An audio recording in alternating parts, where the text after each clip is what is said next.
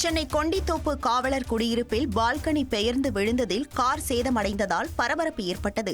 பயன்பாட்டில் இல்லாத பழைய கட்டிடத்தில் 3வது மாடியின் பால்கனி பெயர்ந்து விழுந்துள்ளது.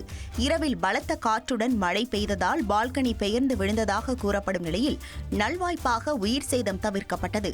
மேலும் இந்த சம்பவம் குறித்து 7 கிணறு போலீசார் விசாரணை நடத்தி வருகின்றனர்.